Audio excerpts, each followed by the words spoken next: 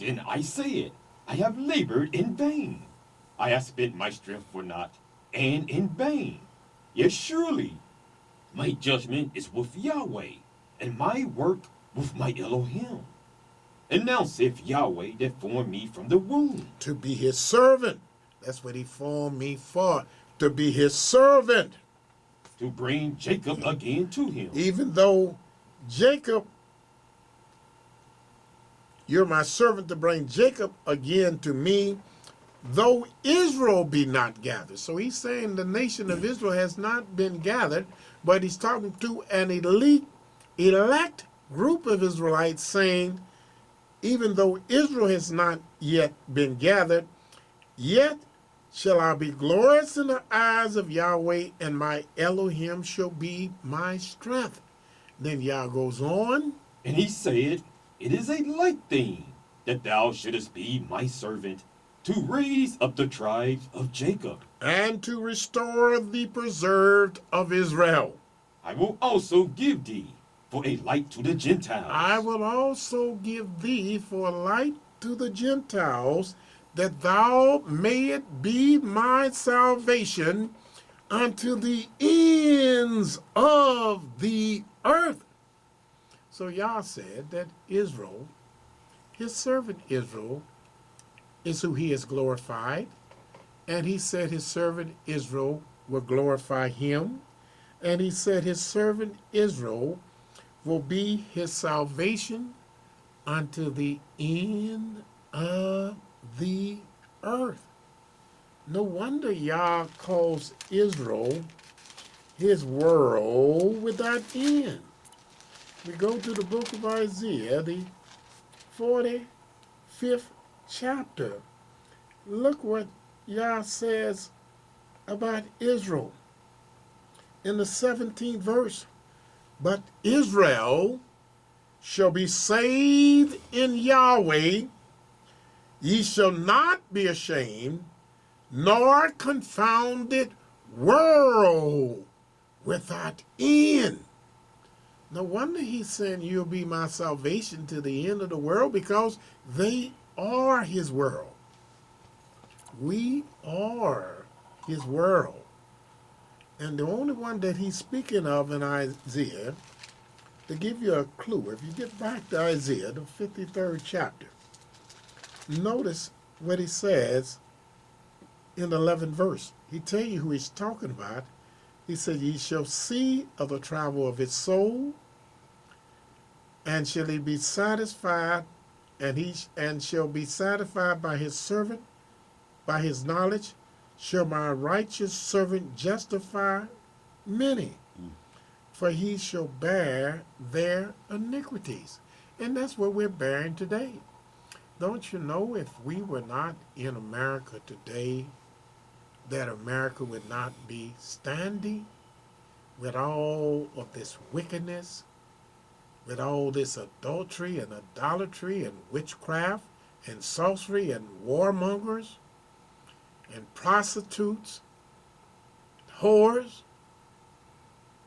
homosexuals, and lesbians. The only way that Yah is allowing this place to stand is because we are in the midst of it.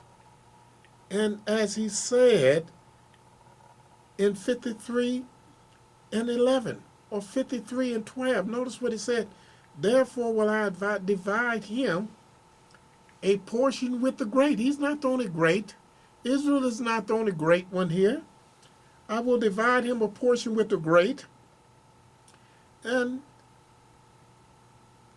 he shall divide the spoil with the strong, because he has poured out his soul unto death. Some of them have actually died here teaching righteousness. He has poured out his soul unto death, and he was numbered with the transgressors, and he bore the sins of many and made intercession for the transgressors. And that's what we're doing today. And to show you that he's not talking about Christ, notice the 5th verse. But he was wounded for our transgression. He was bruised for our iniquity. That's past tense. Christ has not even been born at this time. Notice verse 7. He was oppressed and he was afflicted, yet he opened not his mouth. Well, he's not talking about Christ. Christ opened his mouth all the time. He didn't accuse Yahweh of forsaking him. Last thing Matthew heard him say is, my God, why hast thou forsaken me? He even accused Yahweh of being a great sinner because Yahweh ignored him. But the time is running out.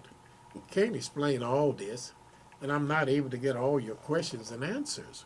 But next week, you can call in and study a book, and we will again deal with the same subject.